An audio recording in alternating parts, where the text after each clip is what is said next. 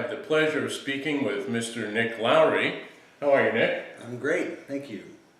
The first way I'd like to start is if you could just give us a little information on your background for people that may not recognize your name. Well, I love the idea that this is about motivation because I've always found it rather problematic to describe myself as a motivational speaker. I'm the sum product of all my experiences, which started to some degree from college, thinking I was going to be a legislative aide in the United States Senate, which I was. Tried out for 8 NFL teams 11 times. Gave up a job working in the United States Senate and happened to finally make it in the NFL and played 18 years officially, did a lot of work in the off seasons though back in Washington D.C. looking at the notion of service and contribution, and went back to Harvard and have studied conflict resolution, leadership, nonprofit management, and today my passion is connected with what I learned in the NFL, particularly at the position of place kicker, which is about the power of focus, appropriate focus, especially under pressure, and how we manage that. And today, in particular, I apply that to helping people find their purpose by learning how to focus and then connecting with their true passions and God's gifts for them so that they actually live a life of meaning. So that's where I think there might be some interesting connections in the notion of motivation and purpose. That's a very eclectic career path. You've been in things that usually don't go together. Would you say that there's a common theme underlying your entire career? Absolutely. The common theme is doing what I love and finding the passion in that. So one can only play pro football when one is young and not too injured.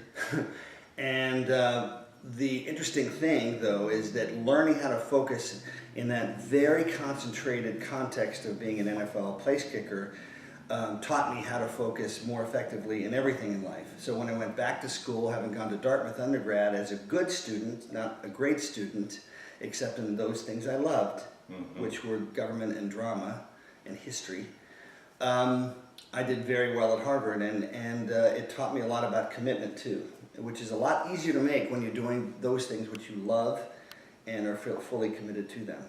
Let's talk a little bit about the love aspect. When you say love, sometimes love is based upon where you can be successful and you feel a sense of accomplishment for that particular task. Other times you just may have a particular interest and not necessarily the skills to go along with it.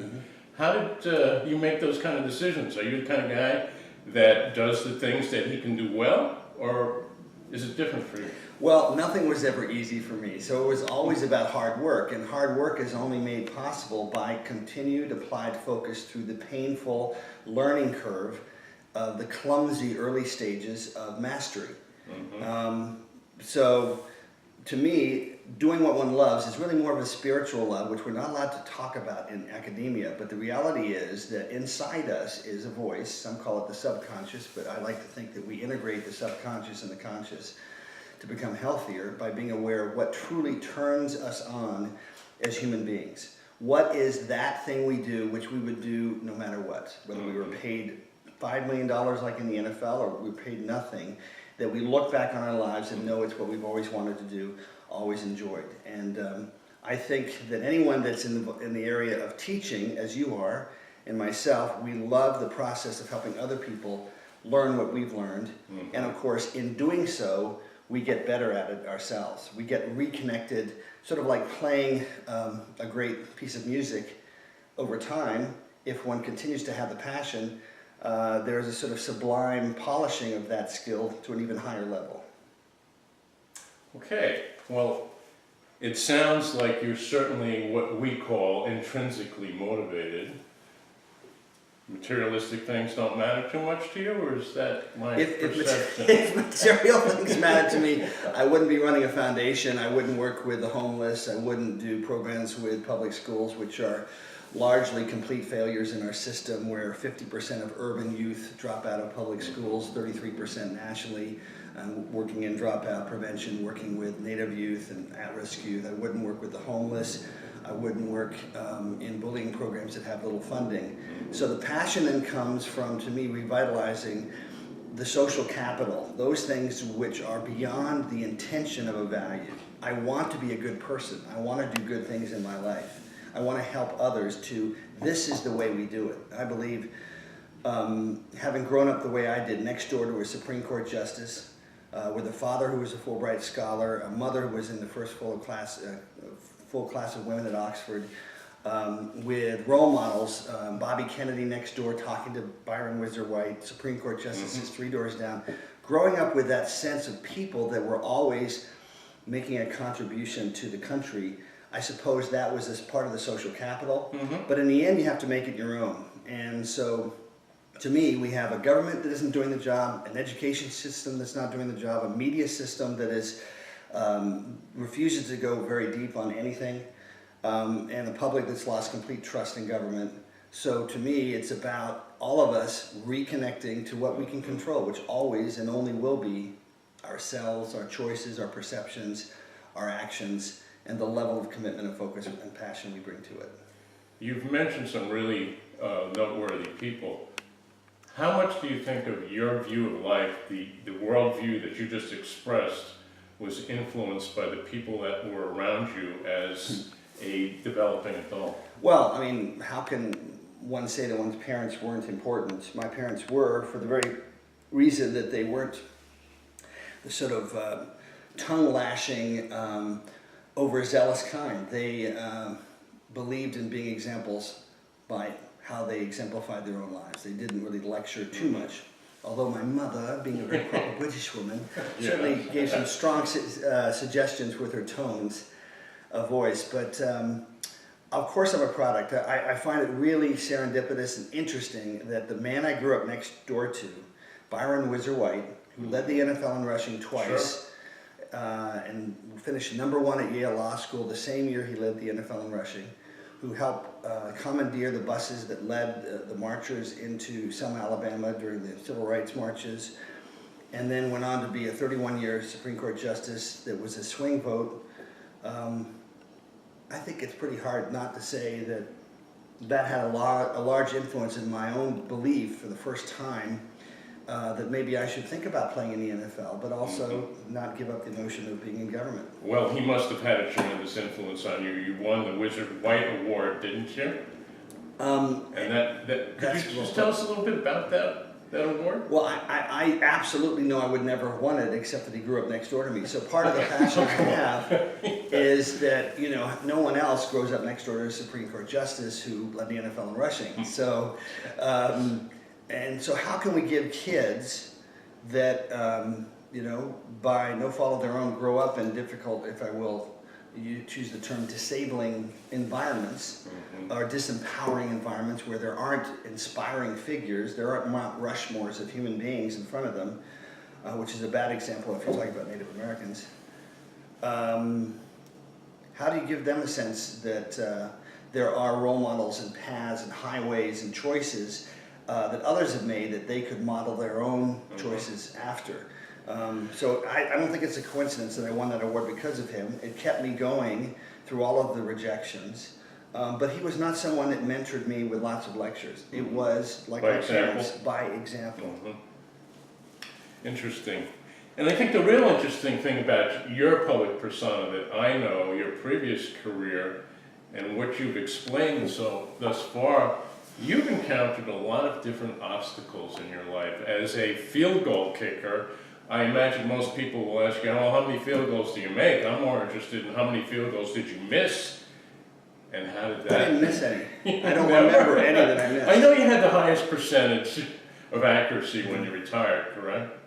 No, and it's an easy, to me, response, which is the definition of all of us is measured by adversity, that life never escapes adversity, that we always have challenges, we always make mistakes, and we can make the segue to learning itself, that the brain itself, the ACC in the middle of the brain, learns and conditions us only by mistakes and adjustment, and of course secretion of serotonin and dopamine and all those wonderful chemicals, but we reinforce gradually, we sculpt our biochemical state by listening to that deep inner voice, which has a scientific biochemical manifestation. Unfortunately, it can be boiled down to that to some degree, but it's really about learning from our mistakes. And so I began to love, getting back to the word love, I loved the process of working through mistakes to get better. And that's the only way that I had confidence. Rather than pretending that mistakes wouldn't come, it was then making that the model, that I am a mistake, that I am different, that all of us is different, and we're unique in our difference. And the difference comes not just from the perfection, but in particular from the mistakes that sculpt our learning. Mm-hmm. So why do you think some people adapt positively to mistakes, but other people take a maladaptive approach? And certainly in the world of teaching and learning, students that get really frustrated sometimes don't even try. As you probably heard of the term learned helplessness, Right. where people kind of back off until they become I would simply say they're stuck in an earlier part of the continuum because they haven't seen the connection. Mm-hmm. They haven't had the whizzer whites. They haven't had the parents. They haven't had the consistency to see a system work over time, because the greatest change in ourselves is slow, is very gradual. And if we can hang in there long enough, we can then look back and say, oh, wow, it's very obvious the change that's happened to me because now I see it. Maybe our memory films it, but most of us, the film is rather vague. And so when we look back, it's harder to see the clear change that we put ourselves through, not because of other people making us do it, but because we chose to work through those stages. The maladaptive, which I wouldn't use that term because the mal is bad, and once again, there's a sort of subjective imposition of How about values. alternative conceptions? Well, it's simply choices that don't lead to that intrinsic sense of purpose and present moment power, where you learn helplessness is connected with that.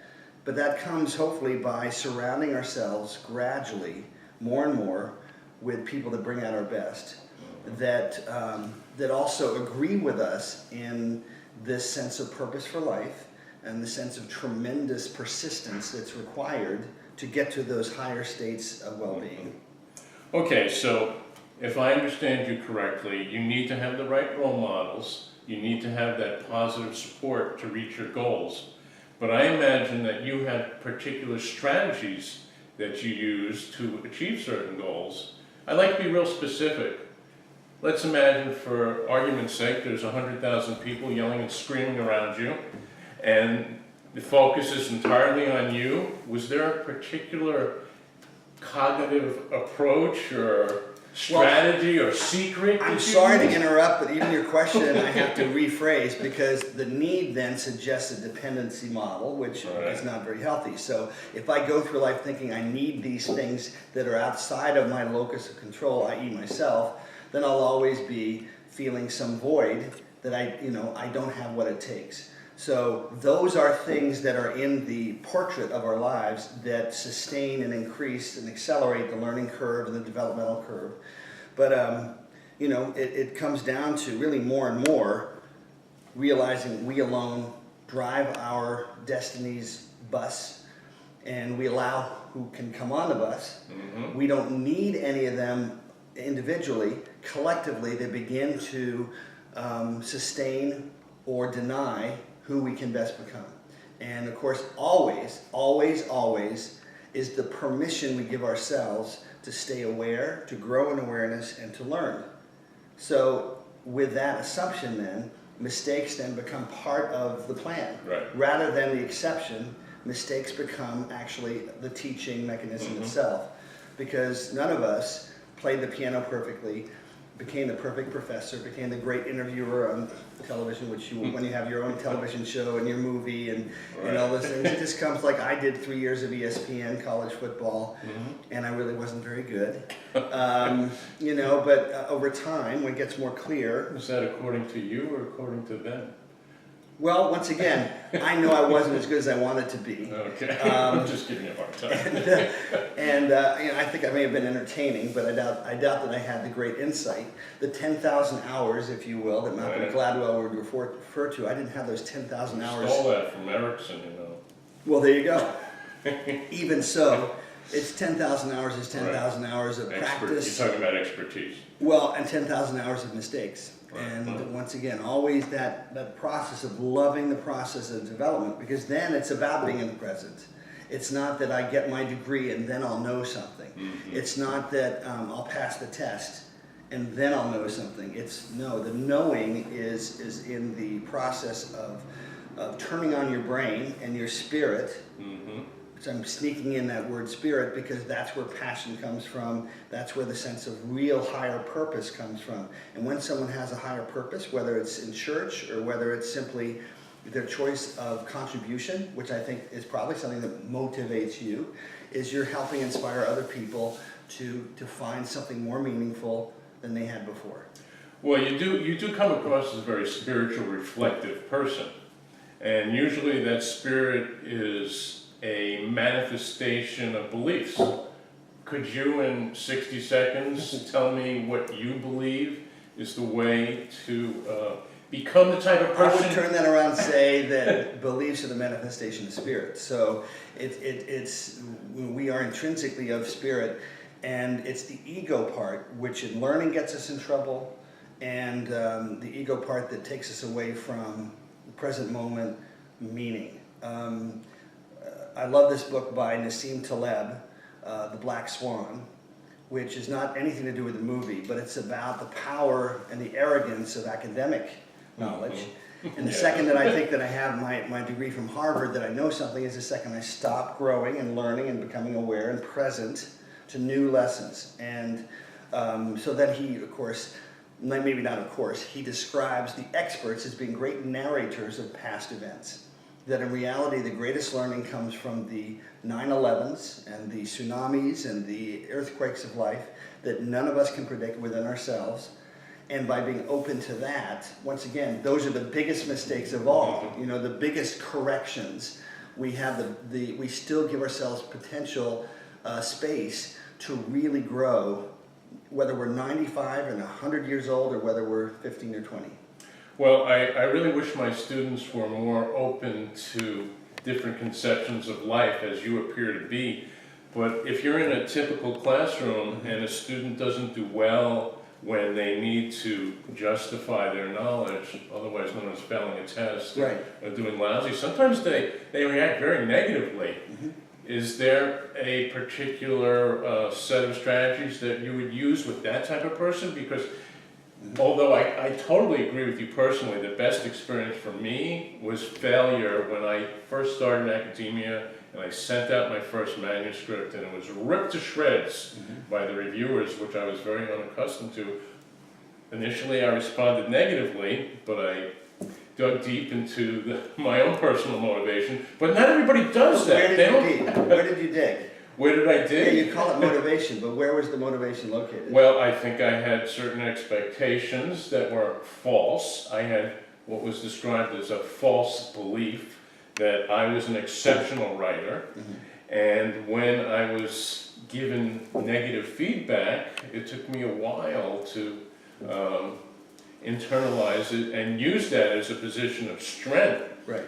But many, I would say, 90% of students look at it as a situation where they're inadequate. So missing the field goal or not performing well on the test, especially when you think you're prepared, can be a very, very dangerous and traumatic situation. Right, and especially if our model is the test is everything, this semester is everything, I either get it or I don't, or the field goal is everything. And it feels that way when you've got 80,000 people in front of you and 35 million people watching, and you either get it done or not. And it could be, as it was in Buffalo in 1994, it could be, literally 5-degree wind chill and windy. Nobody cares. They don't care if the wind and the people were yelling obscenities, which they were, including this 80-year-old Buffalo lady with a hat on that gave me the finger. And I was like, yeah, Buffalo ladies, they're very passionate. I couldn't control her, but all I could do was learn. When I had my worst game, in Cleveland in 1989, all I could do was say, how will I make sure this never happens again? I think that students that are able to have just that little bit more perspective of how much focus and attention they brought to it, they might be able to dig into a deeper level of honesty in terms of how much applied focus they gave to reading, how much they talked to you when they had misunderstandings. At Harvard, one thing I did much better was I worked with a group, a study group, which in academia sometimes is called cheating, except on the test. But in the real world, in companies, working with a group to share all your ideas is how you get to a new level of creative, practical products. So I worked with others that may have, at different times, had been higher on the learning curve of a particular calculus or economic subject. And through time and through repetition, I got to a better place of understanding. Those students that put themselves in those learning opportunities and environments, reapplied, probably would do better. And it's your job, unfortunately, to have a point-in-time postcard measurement of A plus or D plus or E or B or whatever it is. Here's where you are now. The good teachers help you look at it as a sort of conditional, unconditional love. You know, the grade has to be there because I, as the professor, I'm required to give a grade. But I think you are great. I think your creativity is unlimited. And my job as the professor is to unlock how you learn best, which is different from every other student in the class. What I remember from the best teachers I had, John Rassius, who developed the Rassius Accelerated Learning Method that's taught all 250,000 people in the Peace Corps in 42 languages for 50 years, was all about an unconditional, and get back to the word love. Unconditional, which our parents give us, the sense that in this learning curve of mistakes, that I'm still loved. I still love myself, I'm still loved, God loves me, and my purpose is still the same, and it's just this wonderful, unpredictable journey to find it. And unfortunately in school, it's a shorter journey if they choose to look at it that way. But if they surround themselves... That's the key. Right. If they choose to look at it that way. Right. And if the professor is able to help them see the bigger picture too, so they take more risks, even when they've got the failing grade, even when they've done poorly, even when they don't understand, they keep taking risks. And the linkage I see is that people that have been abused in life can't learn because they're in fight or flight, they're in protection. They're hiding from more pain. And now I get emotional because it's so powerful for all of us. Failure is painful. You know, missing a field goal. I remember waking up in the middle of the night trying to dream that ball through. Curve, damn it, curve. Because it was so painful because I cared. What a bad thing to care. When I lost my parents, and that's probably where I am now because of losing my parents, think of the ultimate lesson. What did I learn as a human being from them? And keeping kids aware that they need to open up again and stay in the creative place, which is the 80% of the brain we can't measure yet, which we say we use 20%. There's the arrogance for you. Science says we only use 20% of our brain at most. That's a lie. I'll use that very strong, harsh word. The 80% is still aware. The brain is always searching for new learning, and if we use all of our brain, even if we can't measure it yet, it will give us new answers, new awarenesses, new avenues, new pathways, new choices. Okay, we're back with Nick Lowery now. Nick and I were just talking about personal accountability and having clear goals. Not everybody has quite the vision that you have, you seem to have a tremendous amount of focus. And you seem to be totally accountable for everything that you've done in life. Well, hopefully I can make myself accountable because I know I give myself permission to be human, to be able to make mistakes and not think that means I'm a bad person. So that's part of it. But I'll give you some examples of kids today, how the interesting contradiction that kids seem less given to community-based and outward-based empathy for others, and yet how much they miss it and know at a deeper level that's what they need. 20 years ago, I was helping launch AmeriCorps for President Clinton, which is all about a domestic Peace Corps and giving kids the choice of not working and not necessarily going to war, but going to solve problems in communities with references early in their life of making a difference. Mm-hmm. And so I went to Shawnee Mission East High School National Volunteer Week is around tax day, right around April 15th. Coincidentally, right?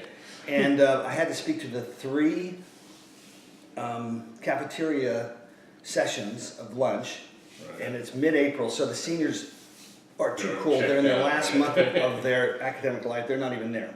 So I really only got 3/4 of the school, and they're clanging plates and trays and glasses and silverware or whatever it is that they make their knives and forks out of. And I just said, how many of you think or feel at least several times a day in class, why am I here? Why the heck am I here?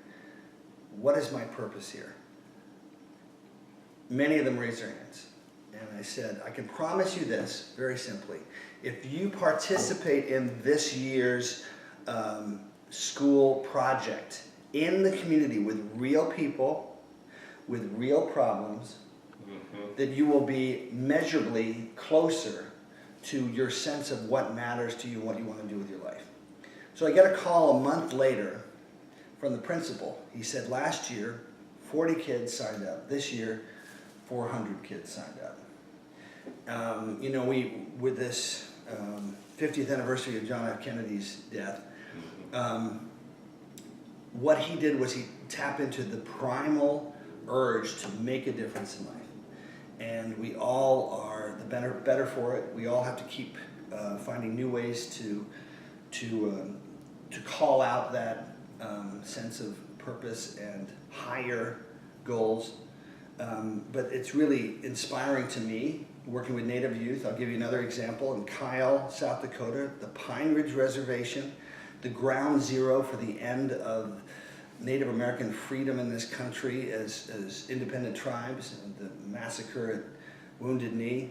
Right. And I was with 13 to 17-year-olds in their juvenile prison. And one of the exercises we do, I work with Professor Rick St. Germain, who is a Harvard education professor when I was studying there, and we've worked together now, since then, for many years. 2 years ago, we were on Pine Ridge. And the really interesting thing is, day 2 of our training, we had the kids divide up into teams where they work together to do a collective banner or flag, saying these, as a group, these are the symbols that matter to us. So what was interesting was, with a so-called normal group of kids that are not in prison, they get to certain things faster. These kids are from fetal alcohol backgrounds. Their parents were drunk. They were born drunk, if you will. Their brains are not even fully developed. You can see on a CAT scan. So it took us, instead of 1 hour, it took us 4 and 5 and 6 hours staying with them to draw. Every single one of them had never had someone work with them and have the patience to stay with them to draw and to see some connection with what they were drawing to something meaningful. We started with 18 kids, 3 were released. So of the 15 that stayed, all 15 were 9 or 10 in their capacity to draw. So the brain is so powerful that when it hasn't space or even tissue to develop in one way, to learn in one way, to act and then react in one way, it adjusts over to the place that it can. And here were kids that were denied, that were the subject of abuse sexually, psychologically, etc., emotional abuse their whole lives, poor nutrition, etc. All of them could draw exquisitely well.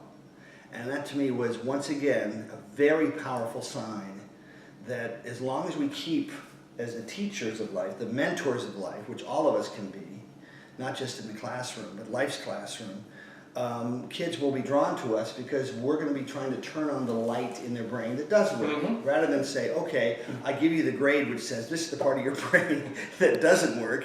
We'll keep saying, but the key thing is to keep searching for the part that does. And it is through music, it is through drawing, it is through speech, it is through writing, it is through anything that stirs our sense of, the power that we have in each moment. And then hopefully the group skills that I believe are important then allow us to turn an eccentric vision into something that helps others as well. And now we've come full circle where I've helped myself first, but now I've learned how to help others. And that creates a constant positive cycle of living and inspiring. Well, you're certainly an advocate of the brain's plasticity, which Yes. you've been describing. Is there anyone that you think is, we'll say, insulated or you can't reach? Have you encountered people that you seem to be very persuasive and passionate, but I imagine you've encountered obstacles and individual obstacles as well? Well, people have to want to. People have to want to. So, the cliche, you can bring the horse to water. Right. We need to keep filling the trough with water. And we need to keep calling attention to where the emotional and spiritual creative troughs, where there is rejuvenating, refreshing hydration of life. But in the end, some people unfortunately can't get it. But that's their journey, and I still believe you can't give up on anyone.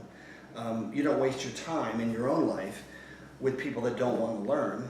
But there's a difference between slamming the door and double padlocking it to those people that don't bring out your best or that don't want to learn, and saying, tell you what, I'm going to just say that you're not there right now.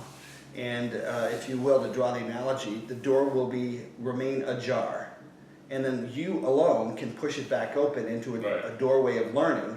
Mm-hmm. But in the end, we must take responsibility for what we choose to do with our lives. And we can say, my father abused me, someone abused me, a bad thing happened, but the same two people, the two people that had the exact same thing happen to them, one will say, that's the reason why I can't do anything, and the other person will say, that's exactly why I can do something, because I'm going to make sure that lesson is never repeated, that I will make that the most important thing in life, that I do become a good father, that I do love without abusing someone. So that's maybe why we're here, because it really is an unscripted life that we write. Well, I certainly appreciate the inspirational message, and you obviously are a positive role model. What else do you want to accomplish? Well, I've got a documentary called Hungry Mind, which is all about that. The notion that, as John Rassius did, to use theater and creativity, I really think in a public education at all levels, starting, of course, the earlier the better, that we help rejuvenate America, not because government is going to do anything, because it probably won't, but by refining our notion of creativity with group skills, because America's greatness is about its ability to create new things and then harness them into products that matter. Mm-hmm. So that's number one. I love writing. I'm writing a book which probably won't be called Hungry Minds. It's probably going to be called something more like From Warrior to Magician. The archetypal magician is the healer. And, in life as football players, we fight the good fight, but hopefully over time we transcend to a notion of healing more than healing more wounds than the ones we create, if you will. And so I love that. I think America, starting with Native Americans, emblematic. We have so much work we can still do right here in this country. And rather than saying, let's reform government, let's start with reforming ourselves. Mm-hmm. And then we can be citizens of our own communities, whether Republicans and Democrats continue to beat each other up and do absolutely nothing. I do have an opinion about that. We'll still do great things, and we'll solve most of the important problems in this world. All right. 30 seconds to go. You have an unmotivated student sitting across the table from you. Mm-hmm. What would you say to that person? I'll say, as a kicker in the NFL or in whatever you do in life, harnessing your ability to focus, listening to your deepest passions, those things that make you feel most alive, will automatically connect you to your purpose. And if you pay attention to those things, you'll live life much more richly, and you'll find new opportunities you never thought were there simply because of that. But it starts with learning how to focus. If we spend our time trying to do 500 things, which I certainly did when I was in college, etc., and only through the rejections of trying to make it in the NFL did I realize how important that was. So I went from being cut all the time to beating out the greatest kicker in the history of the game, Jan Stenerud, and breaking all his records. I think that was about 35 seconds. It's a good message, though, even if it's a little too long. All right, sir, thank you very much.